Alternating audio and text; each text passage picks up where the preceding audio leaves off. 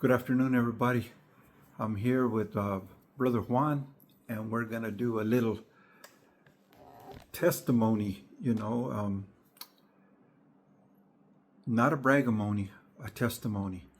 So if you have sons and daughters that come from that street life, share this with them because it's a very heavy testimony of Brother Juan. This is my brother Juan. I met this guy many, many moons ago. We're co-laborers in the work of the Lord, and he's a very dear brother of mine, and he's going to share a testimony about his life. And hold on, just pay attention. Brother Juan, how you doing this morning? Bless. All right. So tell us a little bit about your upbringing and the struggles, teenage life, early teenage lives, and what God is doing through you, or how he got a hold of you. So I'd rather say that. How did he get a hold of you? Oh, you got my oreja. Yes. So how was your early teens? And probably rough like the rest of us, but let us know, Juan. Well, let's start with my rebellious attitude. Okay. Well, let's go back to 1978. Grew up in Compton. Straight out of Compton, my brother. Yeah, I was 13, 14. And I ended up growing up in an environment where, we're 5 siblings. And, I was the second to the oldest one. But I was the boy. I was the one that just didn't want to listen, getting involved with the wrong crowd in junior high. Just hanging out with the homies at that time. To the point where I was getting so caught up into not listening to mom and dad. Dad was just worried about me because he was working a lot of hours. My mom was she had a handful with my brothers and sisters. And there was to the point where I was getting in trouble in school, and to the point where they were out to get me or kill me because they were chasing me down, and the street the security at the school, they had to walk me across the street because I wasn't going to make it across the street. And I literally lived across the street, and they had to walk me across the street because they were out to get me. There was moments that my dad had to chase the kids off the lawn with a 2x4 because they wanted me. My dad worried so much for me, and it was hard for my mom and dad because my dad wasn't there all the time. My mom, she worried, and I don't blame her. Can you imagine just for a young child not knowing that whether he was going to make it home? It was tough back then, and it was in an environment at that time where it was blacks against Mexicans. There were kids being knocked out in the hallways at that age in junior high school. But my dad had to do the drastic thing. We had to move. We moved from Compton to Norwalk. And then when we moved into Norwalk, my mom and dad thought that, things would be really a lot better. Guess what? I ended up doing the same thing. I started hanging around with the homies again over there in Norwalk. Well, started doing the same thing again. Not listening, hanging around with the wrong crowd. Yet, I still had friends, good friends, but then at the same time, I wasn't listening. But to me, the homies were it. I liked that lifestyle. But I started hanging around with the gang Witter Body Locals. And that's when I ended up joining the clique. And at that time, I was 13, 14 at that time.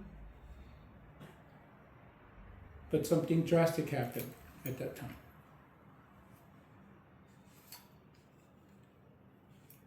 That changed my life more than what was going on already in my life.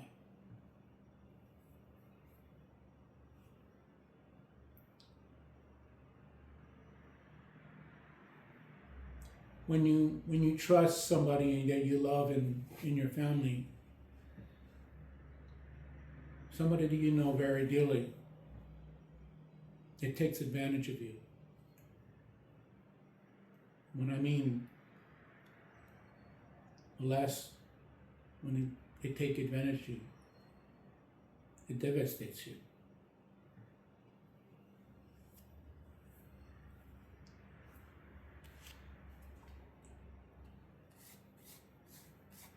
I held this on for many years and with anger, and it affected me emotionally. It affected me in many different ways. I carried it on for years.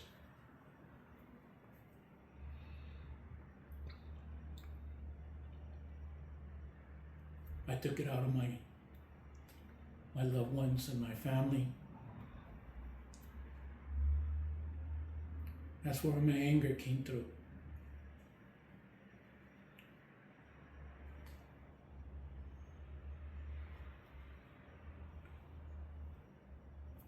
Until I turned 16. And then something drastic happened.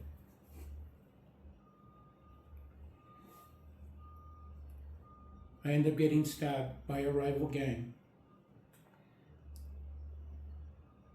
I ended up in a hospital. I had an out-of-body experience. I saw myself on the floor when I got stabbed. God gave me a second chance. I literally saw myself on the floor.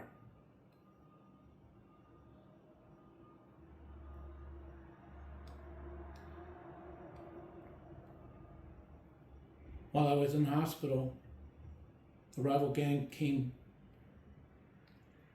and made a statement. Tried to shoot at my mom in the kitchen.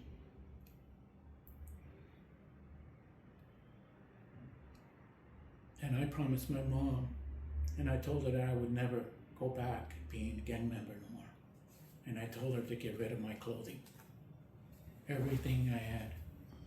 I had a lot of clothing. I had everything you can think of. I had a lot of money because at that time I was not going to school. I was working 2 jobs. All I can do is work for clothing. I had, you name it, Stacy Adams, you name it, Pendletons, every Charlie Brown shirt you can think of, dongles, everything you can think of, I had it all. But I told my mom, just get rid of it, because I'm done. Through all of that, 40 days in the hospital, not a single one of my homies went to visit me. Not a single one. That's how I knew. I had to let go.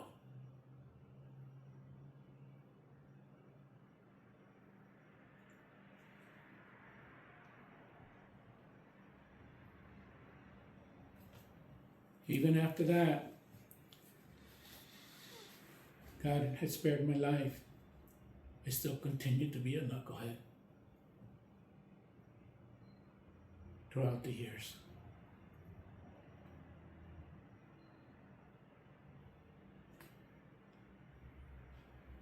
Fast forward, I went to 2 marriages.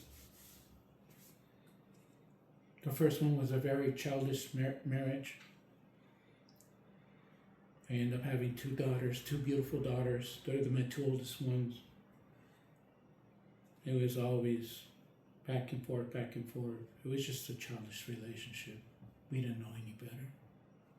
It was my second marriage. It was a real marriage. It was almost 10 years of marriage that I was in love with her. But that one tore me apart. Because I was in love with her. That was my youngest daughter.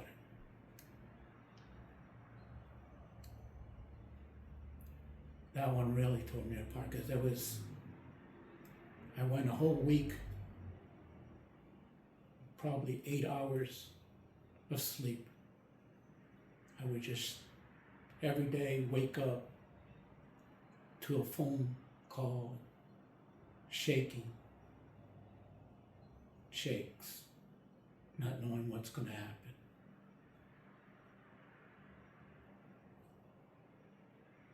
So I had a neighbor where my mom used to live because my parents were Catholic and they didn't know any better. They were just Catholics, but they didn't go to churches. The only time they went to churches whenever holidays came or whatever. But Nana Pat was she was Christian and she was my neighbor. She took care of my youngest one. I went to her and I asked her, I need help. I don't know what to do.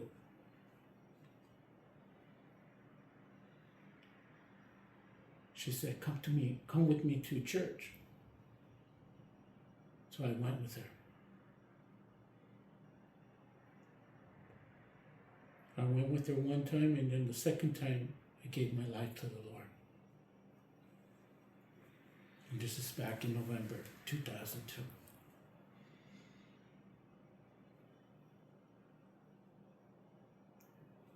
That's when I gave my life to the Lord, and ever since then I've been redeemed. It was tough. I had to go through a lot. I had to go through counseling, through the church, marriage, counseling. I had to go through a lot. I had to ask God to change me. What was it that I needed to change in my life? He showed me. He showed me a lot what I needed to change because I used to be a loudmouth. He changed me so drastically that I had to speak up when people asked me, hey, I can't hear you. That was cool because I used to be a loudmouth and now I have to speak up. He did change me. But I had to ask him because those were the things that I had so much anger built up in me. And then I had so much unforgiveness. I had to learn that.